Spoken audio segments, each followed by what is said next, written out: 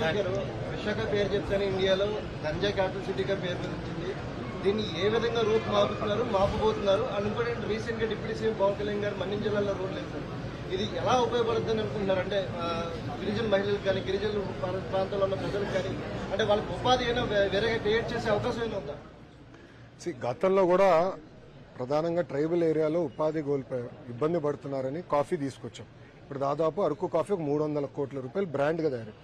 అది కనీసం ఒక 3000 కోట్ల రూపాయలు బ్రాండ్ చేయాలి. అంటే అమ్ములు ఎట్లయితే డైరీ పాలకు ఉందో అలా కాఫీకి అరకు చేయాలనేది ఒక లక్ష్యంగా పెట్టుకుని చేస్తాం. ప్యారల్గా స్పైసెస్ ఇవన్నీ కూడా చేయొచ్చు. సో ఆల్టర్నేటివ్ క్రాప్ చూపించాలి. ఇప్పుడు గంజాయికి ఫుల్ స్టాప్ పెట్టేదానికి ఈగల్ అని ప్రత్యేకంగా ఎట్లయితే నక్సలైట్స్ ని గ్రే హౌండ్స్ ఉందో, అర్బన్ టెర్రరిజం కి ఆక్టోపస్ ఉందో, గంజాయి కోసం స్పెషల్ టాస్క్ ఫోర్స్ ఏర్పాటు చేసి ఈగల్ పేరు పెట్టాము. అదనంగా నిధులు కూడా అంటే శాలరీ కూడా ఇన్సెంటివ్ కింద 30% హైక్ చేసాం వాళ్ళకి చేసి ఈగల్ ఆధ్వర్యంలో మేము చేస్తున్నాం. దానికి ఇంకా ఇంటెలిజెన్స్ స్ట్రెంగ్తన్ చేయాలి. 5 సంవత్సరాలు విచ్చలవిడిగా వదిలేశారు. అది మొత్తం కంట్రోల్ చేయడానికి టైం పడుతుంది. ఫస్ట్ ప్లాంటేషన్ మొత్తం డ్రోన్స్ పంపించి అక్కడ కట్టడి చేస్తున్నాం. సోయింగ్ ఇంకా సీరియస్ గా తీసుకుంటాం దాన్ని.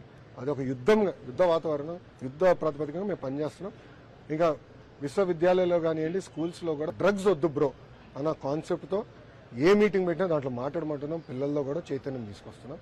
మూడోది గౌరవ డిప్యూటీ సీఎం గారు కూడా మన పర్యటించారు. మేము అందరం కూడా ఫీల్డ్కి వెళ్తున్నాం. ఎందుకంటే వాస్తవాలు తెలుసుకుంటాం. ఫీల్డ్ ఏం జరుగుతుందో తెలుసుకోవాల్సిన అవసరం ఉంది.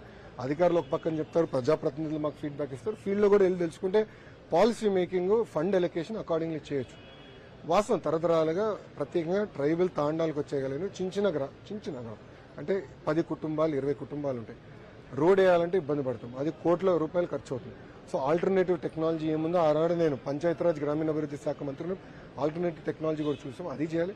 వాటర్ ప్లాంట్స్ నా బాగా గుర్తు, సోలరైజేషన్ చేసాం. Water plants, solar water plants తీసుకొచ్చి ట్రైబల్ ఏరియాకి వాటర్ కూడా గతంలోనే అందించాం.